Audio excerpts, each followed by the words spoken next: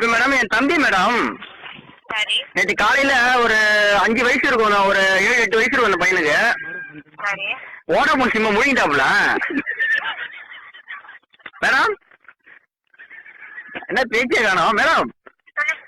அதான் madam Vodafone சிம்ம முழுங்கிட்டாப்புல. பேசினா காசு பிடிப்பீங்களா நீங்க?